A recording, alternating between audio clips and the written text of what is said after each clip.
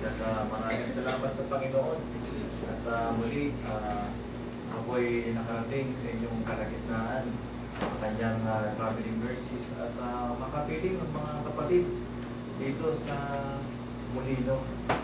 At ako'y nagagalak sa pagkakataon niya na ipinagkaloob ng ating Diyos. Baga po tayo mag-umpisa ay tayo po'y manalangin. O aming Diyos, aming Ama sa langit, kami po'y nagpapasalamat sa inyong biyaya na ikaw ay aming makapiling, maranasan namin ang iyong kaluwalhatian at kakakilaan, lalo na po sa araw na iyong tinakda na kami magpulong para ikaw ay sambahin, purihin at sakilain at makinig sa inyong salita. O aming Diyos, nawa sa biyaya mo, samahan niyo po kami at yan naman ay inyong pangako na pag nagpulong ang inyong mga tao ay nariyan ang inyong presensya. Kaya yan ang aming hangad sa oras kong ito. At pati sa pagpupulay ng inyong salita, nawa, samahan niyo po ang inyong mensahero at sa bawat isa rin mga tagapakinig. Nawa, ito lahat ay tumungo sa kalwalhatian ng iyong pangalan at ikaw lamang ang dakilain at magbigay kayo ng refreshing grace sa bawat isa. At gumawa ko na may kalakasan ng inyong banal na Espiritu sa aming kalinganahan. In Jesus' name we pray. Amen. Sa umagang po ito ay ating pag-aaralan ng isang talata sa Psalm 37. Sa po natin, Salmo. Psalm 37.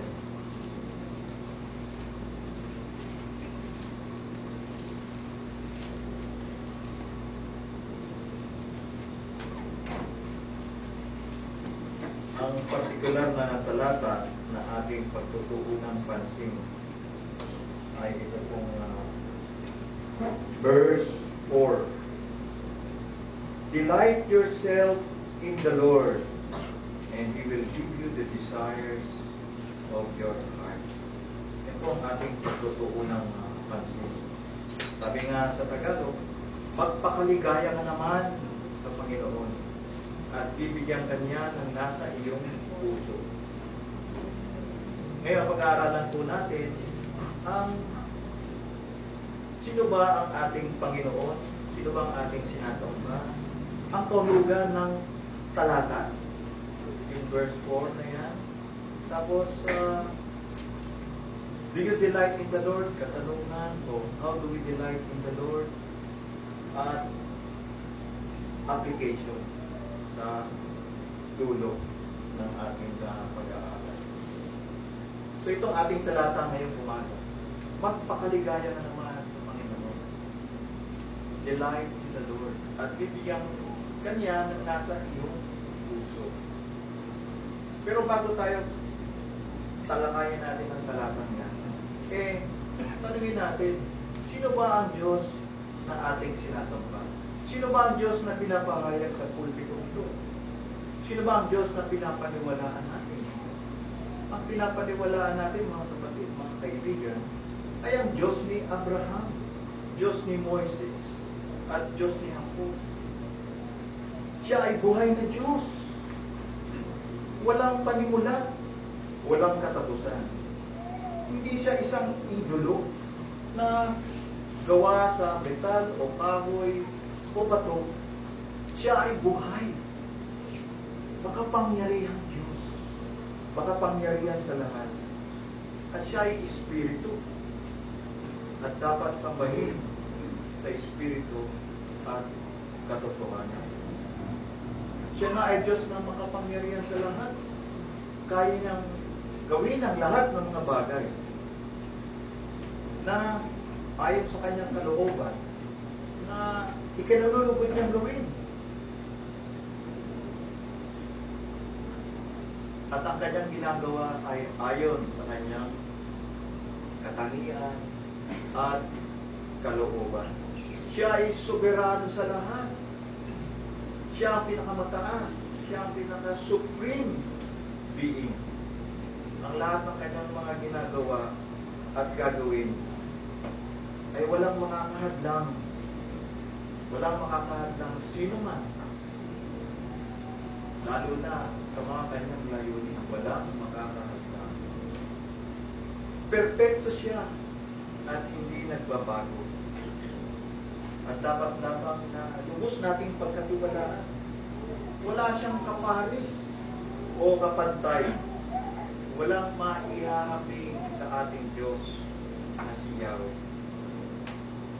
Kaya nga sa Romans 9, verse 20, ganito ang sinasabi. Bisa ko sa verse 18, kaya nga sa kanyang ibig siya'y naaawa at sa kanyang ibig siya'y nagpapatigas. Kasi may pinapatigas ng puso ang Panginoon pag talagang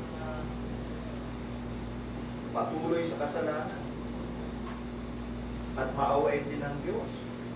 Ngunit o tao, sino kang tumututol sa Diyos? Sasabihin baga ng bagay na ginawa doon sa gumawa sa Kanya. Bakit mo ako ginawang ganito? O wala bagang kapangyarihan sa putik ang magpapalayo? Upang gawin sa isa lamang limpak ang isang sisidlan sa ikapupuli at ang isa sa ikahigya. Tunay nga na siya ang Diyos ng may hawak ng lahat at walang makakahadlang sa kanyang mga layunin at gawain. Siya nga ay Diyos na tatlong persona na may isang kalooban at pantay-pantay sa pagka-Diyos. At siya ay maluwalhati at banal na Diyos. Walang kasamaan sa ating Diyos. At siya'y kalaban ng kasamaan. At nakikita ng Diyos ang lahat ng kasamaan sa puso ng mga tao, sa balak pa lang nilang gagawin at sa mga ginagawa nila. Saan man dako ng daigdig, nakikita yan ng ating Diyos. Ang ating Diyos ay walang kapintasan magpakailanman. Ngunit ang ating Diyos na sinasamba ay mabiyaya, mapagbiyaya. Siya ay mabuti. Pinagkakaloob niya ang kanyang kagandahang loob. Siya ay mahabagin, mapagmahal. Siya ang pinagmulan ng kabutihan. At siya ang pinagmulan ng lahat ng biyaya. Lahat ng mga blessings na sinasabi natin, siya ang nagkaloob niyan. At siya ay makatarungan. Siya ay justisya. At kung pagkubulay-bulayan natin ang kanyang kadakilaan, ang kanyang mga nilalang ay nagkasala, nahulog sa kasalanan. Pero sa biyaya niya, siya rin ang gumawa ng daan para iligtas ang kanyang mga tao. Ipinagkaloob niya ang kanyang bugtong na anak para mamatay sa krus ng Kalbaryo para sa kanyang mga tao. At yan ay pagpapahayag ng kanyang pag-ibig sapagkat siya ay pag-ibig. Dakila ang ating Diyos, mga kapatid, mga kaibigan. Maluwalhati ang ating Diyos na dapat lamang purihin at dakilain. Lalo na po sa ating pagpupulong. Siya lamang ang dapat dakilain at papurihan. At sa ating talata, sinasabi nga, magpakaligaya. Magpakaligaya naman sa Panginoon at bibigyan Kanya ng nasa iyong puso. Pag-aaralan natin ngayon ang salitang ito, ang talatang ito. Ang sinasabing magpakaligaya naman sa Panginoon. Ibig sabihin magalak ka, matuwa ka, malungkot ka, sapagkat siya ang iyong Diyos. Siya ang iyong Diyos. Ang gumawa ng langit at lupa. Siya ang Diyos na ating sinasamba. Dapat tayong matuwa, magalak, mga kapatid. Tayo mag-rejoice. At tayo'y nasa panambahan para siya ay takilarin. At sabi niya, hahanapin mo, at sabi niya, at bibigyan ka niya ng nasa iyong puso. Ano ba ang kahulugan nito? Dapat ba complete attendance tayo sa church? Palagi? At tayo i-bless? O dahil dyan, lahat ng isipin natin, naisin natin, hangarin natin, ay ipagkakaloob ng Diyos.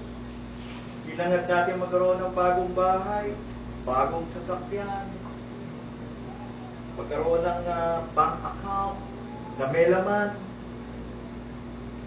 magkaroon ng asawa, magkaanak, magkaroon ng magandang trabaho. Ito ba ay ipagkakaloob ng Diyos? Baka marami sa inyo magsasabi, o ilan, ang tagal ko na nga nakipag-isa sa Panginoon, pero single pa rin ako. O kaya, wala pa rin akong trabaho, naghahanap pa rin ako ng trabaho. O kaya, salat pa rin ako sa pangangailangan. O ako'y nalulungkot. Yung mga bagay na binanggit ko kanina, na mga blessings, hindi naman masama para yan ay hangarin at makamtan. At ito'y pwedeng ipanalangin natin sa ating Diyos. Pero ang ating Diyos ay di naman katulad sa isang magic genie na pag naghangad tayo, sasabihin ng genie niya, your wish is my command. Ang ating Diyos nga, gaya ng kinahaya ko kanina, siya ay soberano, siya ay hari. Siya ang makapangyarihan sa lahat.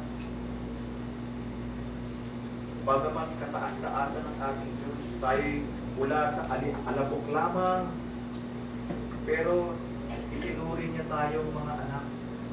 Itinuring niya tayong kaibigan bilang mga nakipag-isa kay Kristo Jesus.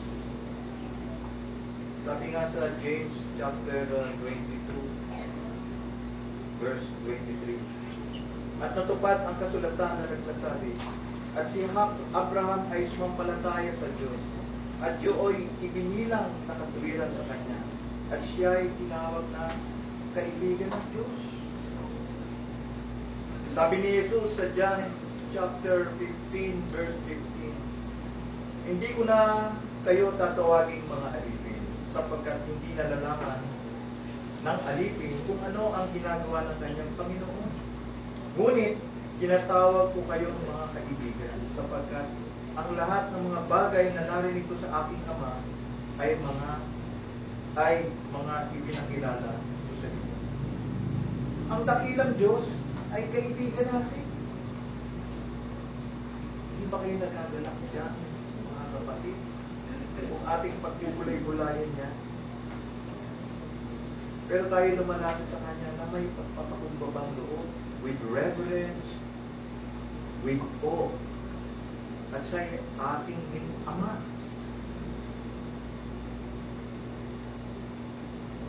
At sa pagpapatuloy pa ng paliwanag sa talata, bakit tayo nadi-delight sa Panginoon?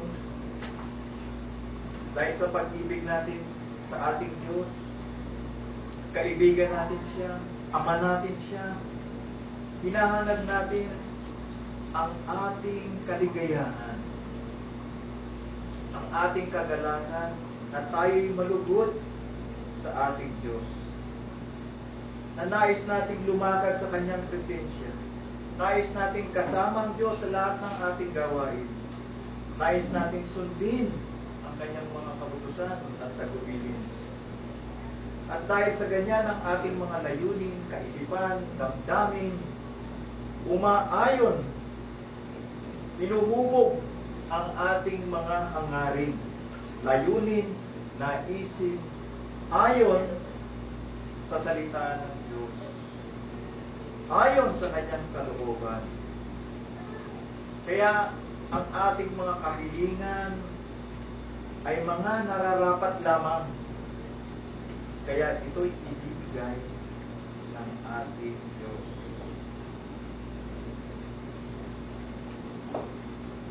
Tatanganin natin sa mga may asawa rin. Lukunan natin nasilayan ang ating mga sweetheart o sweet. Sana sweetie pa o sweetheart ang tawagan natin. Nung nasilayan natin siya. O tayong mga lalaki, nung nakita natin yung love of our life, tayo naging interesado sa kanya na makilala siya. Hanggat natin siyang makausap. Gumagawa tayo ng paraan para magkasalubong tayo ng ating sinisinta. Para makapagsabi tayo, hi, hello, kamusta, at konting usap-usap. At kung summer camp, gusto natin laging dumadalo. Ngayon, minsan, hindi na makadalo sa summer camp. Para muling makita, makausap yung ating sinisinta. At pag-uusap natin siya, tayo maghiliw sa kanya. Napakagaan ng ating damdamin. Napakasaya natin. Tayo galak na galak. Lagi tayong interesado sa kanya. Tinatanong ang mga kaibigan tungkol sa ating sinisinta. Noong panahon namin, telebabad pa ang uso. Ngayon, hindi na. Facebook, only chat. Ganun na ngayon eh. Nung telebabad, ang sakit na nga sa tenga, pero usap pa rin. Pinagpapawisan pa yung mga tenga. Usap pa din. Alauna na, alas 2, nag-uusap pa rin. Dahil nais nating ganap na makilala ang ating sinisinta. At pagkausap natin siya, parang tayo nasa alabahan. Ang tanong, ganyan din ba kapatid ang ating fellowship sa ating Panginoon? Ganyan ba kainit, umaalab ang ating puso? May isang awitin nga na tinatawag ang title eh, kapag kasama kita, lahat magagawa. Bigyan ko lang mga ilang talata. Ito ay isang romantic song, no? Pero ito ay ginamit ko para sa pagsamba sa Diyos. Sabi ko, basta't kasama kita, lahat magagawa. Tunay nga, in Christ, you can do all things through Christ who strengthens you. Lahat ay may alay sa iyo, basta't kasama kita. Walang kailangan pa, wala nang hahanapin pa, basta't kasama kita. Diba, sarap ano? Ganong damdamin para sa iyong minamahal. Pero lalo na sa ating Diyos. At may salita pa na ganito, sa tuwing tayo magkakalayo, hindi matahimik ang puso ko, eh maaaring nahulog ka sa kasalanan. Hindi matahimik ang iyong konsensya. Bawat sandali, hanap kita. Di mapakali hanggang muling kapiling ka. Dahil kung ika'y makita na, labis-labis ang tuwang nadarama. Mag-isa lamang ang islap ng iyong mata. Kahit ano pa ay kakayanin. Tapos tuloy na nga, basta't kasama kita, lahat magagawa. Hindi ba ganyan ang feeling natin? No? Una natin, nakilala yung ating mga sweetheart sa buhay, tinatawag natin mga sweetie, ating love, at sarap ang napakagaan sa damdamin, no? Para tayo lumilipad sa alapaang. Ganyan kaya rin mga kapatid, kaibigan, yung ating pag-ibig, yung ating delight sa ating Diyos, sa oras na tayo'y magme-meditate, pagbubulay ng kanyang salita. Sana sa bawat isa, ang delight sa Diyos ay nandyan pa sa ating puso at kalooban. Sana mainit at umaalab, naglilingas, dahil first love natin si Lord. At God first loved us. God first loved us. Tayo ngayon mga supil eh. Mga makasalanan na tao. At kung tayo nabiyaan ng Diyos, tayo nasumpungan sa Panginoong Hesus, tayo may minsan nahuhulog pa sa kasalanan. Pero tayo'y minahal ng Diyos. God redeemed us from our wayward life of sin. Hindi nga tayo karapat-dapat, mga kapatid, mga kaibigan, sa biyaya ng Diyos. Pero ginawa niya tayong karapat-dapat. At ang Diyos pa ang gumawa ng daan para iligtas ang kanyang mga tao. Kaya, ang tanong, do you delight in the Lord? How do you delight in the Lord? May panahon ka pa ba para lalo makilala ang Panginoon? O sinasabi mo na sa iyong sarili, kilala mo na ang Panginoon? To know the Lord is a lifetime. Diba? Ikaw ba'y umaawit para sa Panginoon? In your quiet time? Meron ko ba sweet moments with the Lord na siya'y aawitan mo ng mga himno, ng mga salin mo para ipahayag ang iyong debosyon? Meron ka pa bang quiet time, prayer time? O dahil napaka-busy, igising sa umaga, aasikusuhin ng mga bata, magluluto, ang daming gawain, hindi na tayo nagkaroon ng quiet time sa Panginoon. Hindi ba kung ang mga mahal natin sa buhay, yung ating mga tinatawag na sweetheart, sweetie, ganun pa nga ang tawagan, ano? Minsan hindi na ganun eh. Di ba? Nais nating laging kausapin at makapiling. At number 1 nga, sa relationship, ang communication. Kinakausap niyo ba ang Panginoon sa inyong debosyon, sa pagbabasa ng kanyang salita? Do you enjoy the Lord? Paano ma-enjoy si Lord? Ano bang sabi ng katekismo natin? What is the chief end of man? Man's chief end is to glorify God and to enjoy Him forever. Do you enjoy the Lord? Lalo na sa pagbabasa ng kanyang salita. Tingnan natin ang ilang talata. Dito sa yung talata na hinanap ko pa kanina. Isaiah 26 verse 3.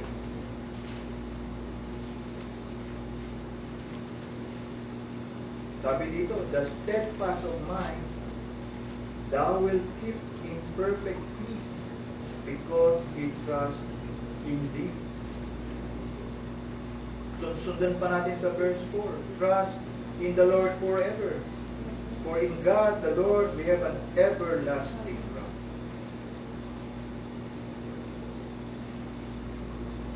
Di ba ito yung nagbibigay sa atin ng kapayapaan? Kapayapaan sa kaisipan, kapayapaan sa mga alalahanin, kapayapaan sa mga kaguluhan. Kasi sabi dito, the steadfast of mind thou will keep in perfect peace. Yung mga kaisipan nakatuon sa Panginoon, nakatuon na magpaligaya sa Panginoon.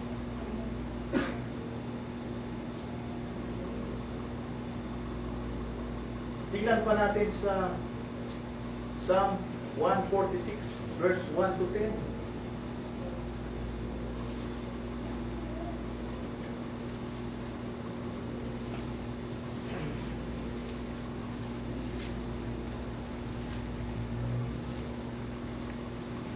Psalm 146 verse 1 to 10. Basahin natin. Praise the Lord, O my soul. I will praise the Lord when I live. I will sing praises to my God while I have my being. Do not trust in princes, in mortal men, in whom there is no salvation. His spirit departs, he returns to the earth. In that very day his thought perishes. How blessed is He whose help is the God of Jacob. Yan ang ating Diyos. Whose hope is in the Lord His God, who made heaven and earth, the sea and all that is in them, who keeps faith forever, who executes justice for the oppressed, who gives food to the hungry. The Lord sets the prisoners free. The Lord opens the eyes of the blind. The Lord raises up those who are bowed down. Nandulupay-pay ka ba ngayon, kapatid? Nangihina ka ba? Ikaw ba'y bagsak ngayon sa spiritual mong kalagayan? The Lord loves the righteous. The Lord protects the strangers. He supports the fatherless and the widow. The Lord will reign forever, thy God, O Zion, to all generations. Praise the Lord. Ang sarap i-enjoy ang salita ng Panginoon, mga kapatid, mga kaibigan. Tingnan pa natin sa Psalm 150, verse 1 to 6. Sabi rito, praise God in His sanctuary. Praise Him in His mighty expanse. Praise Him for His mighty deeds. Praise Him according to His excellent greatness. Praise Him with trumpet sound. Praise Him with harp and lyre. Praise Him with timbrel and dancing. Praise Him with stringed instruments and pipe. Praise Him with loud cymbals. Praise Him with resounding cymbals. Let everything that has breath praise the Lord. Praise the Lord. Purihin natin ang ating Diyos na dakila, sapagkat dapat lamang siyang bigyan ng papuri at pasasalamat. Pag-isipan na lang natin yung mga panahon na tayo iniligtas niya sa kapahamakan. Yung mga panahon na tayo bagsak, lugmok. Maaring nag-away tayo ng ating mga may bahay. Nag-away tayo ng ating asawa. Inaway natin sila. Magulo. Pero nasumpungan pa rin natin ang ilaw, ang liwanag na kanyang bigay. At tayo'y nagkaayos-ayos sa ating pamilya. O sa church, nagkaroon ng mga matinding problema. At dumating ang biyaya ng Panginoon, nagkaroon ng kalutasan sa mga problema na yan.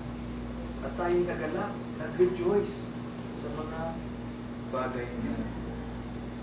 Tunay nga, man's chief end tayo is to glorify God and to enjoy Him forever. Alam niyo po,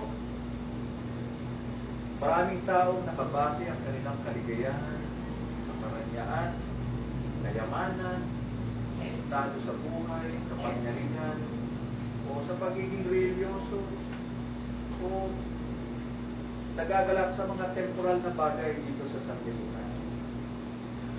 Ngunit wala silang tunay na kasiyahan o kagalakan. Kasi sabi nga ni Solomon sa chapter 1, walang kabuluhan ang lahat. Sapagkat nasabi niya dahil nakatuon lamang ang kanyang isipan, pananaw dito sa sanlibutan. Pero sabi sa Timothy chapter 6 verse 6, datapwat ang kabanalan na may kasiyahan ay malaking kapakinabangan. Kaya honor natin ang Panginoon sa ating mga puso at kalooban. Tayo makapagpaligaya sa Panginoon. Magpakaligaya sa Panginoon lamang. Alalahanin natin ang kayamanan ay mawawala rin. Mga bagay dito ay temporal lamang. Huwag tayong kumapit palagi sa mga bagay dito sa sanlibutan.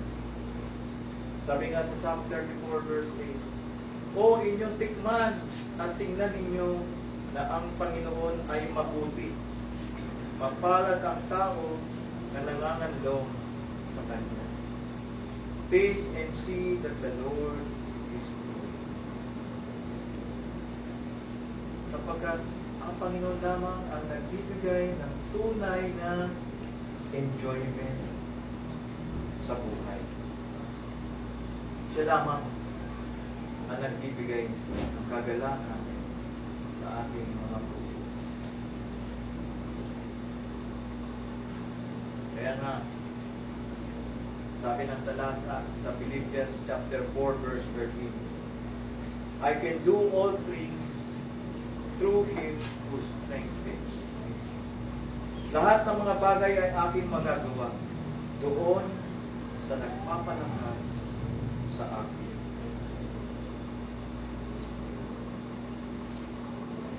Sabi rin sa Ecclesiastes chapter 2 verse 24, walang maigi sa tao kundi ang kumain at uminom at pagalaking mabuti ang kanyang kaluluwa. Sa kanyang gawa, ito man ay aking nakita na mula sa kamay ng Diyos. So, lahat ng mga bagay, kagalakan, pagpapagalak sa puso, ay mula rin sa Diyos.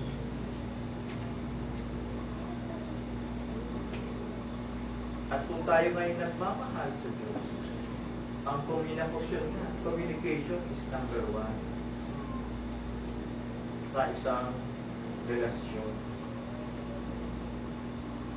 Kaya nga, ang susunod naman, kung tayo nagmamahal, isa lamang ang number 1 sa ating puso. Isa lamang ang ating katapatan sa ating puso. Ang number 1 sa ating puso ay ang ating Diyos. At tayo'y magalak, matuwa sa ating Diyos. Di ba ganyan din ang relasyon bilang mag-asawa? Na tayo maging matapat sa ating mga sweetheart.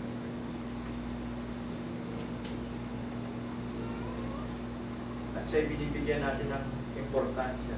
Pero higit pa riyan, dapat ang ibibigay natin sa ating Diyos.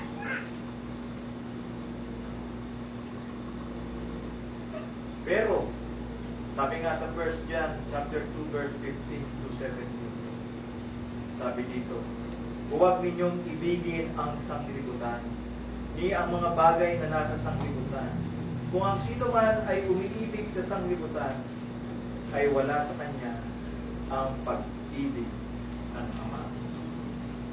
Verse 16, sapagkat ang lahat ng nasa sanglibutan, ang masamang pita ng laman at ang masamang pita ng mga mata at ang kapalaluan sa buhay ay hindi mula sa Ama, kundi sa sanglibutan. Verse 17, ang sanglibutan ay lumilipas at ang masamang pita niyaon, datapwat ang gumagawa ng kalooban ng Diyos ay nananahan magpakailanman. Yan ang mag-aalis sa pagiging number 1 ng ating Diyos sa ating kalooban. Itong tukso ng sanglibutan, ang pita ng laman, masamang pita ng laman, at ang kapalaluan sa buhay. At kung tayo dyan natin hinahanap ang kaligayahan, hindi tayo magkakaroon ng tunay na kasiyahan. Tayo'y laging mag-aanok, mag-ahabol sa kasiyahan. Hindi napupuno o hindi makakamtan ang tunay na kasiyahan dito sa sanlibutan. Ang Panginoon lamang ang magbibigay ng tunay na kagalakan, kasiyahan sa atin. Sabi nga sa John chapter 4 verse 14, datapwat ang sino mang uminom ng tubig na sa kanya ay ating ibibigay ay hindi mauuhaw magpakailanman. Ngunit ang tubig na nasa kanya ay ating ibibigay ay magiging isang balon ng tubig na bubukal sa kabuhayang walang hanggan. Yan ang pangako ng ating Diyos. Na tayo'y satisfied, content, may contentment tayo. Dahil tayo nagagalak, natutuwa sa Panginoon, ang ating kalooban ay umaayon, ang ating mga hangarin ay umaayon sa salita ng Panginoon, sa kanyang kalooban. Kaya ang tanong, do you delight in the things of God? Naranasan niyo na ba ang Diyos sa personal na enkwentro sa Kanya? Do you enjoy the things of the Lord? Do you enjoy the fellowship of the brethren? Do you enjoy the day as you worship the Lord this day? Do you enjoy the Lord as you come to worship Him? Kung kayo nasa ministry, do you enjoy your ministry? Do you enjoy proclaiming the good news, the gospel of the Lord Jesus Christ? Do you enjoy God's creation? Pag nakita niyo yung mga magandang tanawin, mga puno, kalikasan, masasabi mo ba, dakila ang aking Diyos sapagkat siya ang lumanap ng mga bagay ng mundo.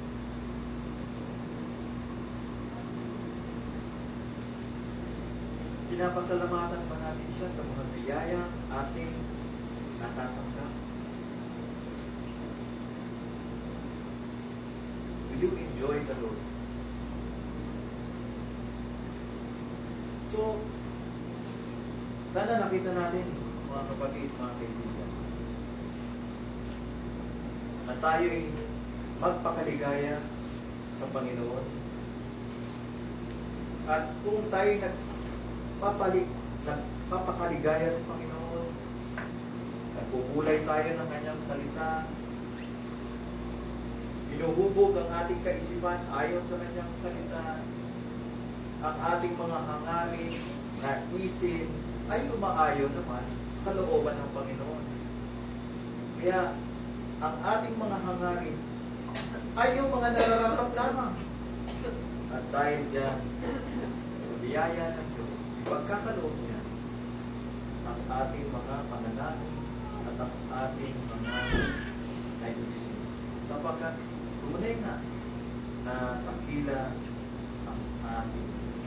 Kaya how do we delight in the Lord? You commune and pray to the Lord. Gusto mo ba siyang makilala? Talaga? Binabasa mo ba ang kanyang salita? May sweet time ka ba sa Panginoon? Quiet time? Prayer time? Do you enjoy the Lord? Do you love the Lord? Do you love the things of the Lord? And do you hate the things that God hates? Lalo na ang kasamaan at kasalanan. So yan ang buod ng ating pag-aaral sa oras po. At sa aplikasyon natin, do you enjoy God? And do you enjoy the fellowship with the brethren? You say you enjoy God, you love God, but you hate your brother or your sister. Do you enjoy being in the church? Do you enjoy the fellowship of the brethren? Do you enjoy the work of God? The work of God of mercy, compassion, and loving care sa kanyang mga tao, sa kanyang mga nilalang. Delight in the Lord, and He will give you the desires of your heart. So, dyan po tayo nagtatapos sa ating Sundays. Unless may question, ating talagitnaan. At kung wala, tayo po ay mananalangin sa pagpapagod.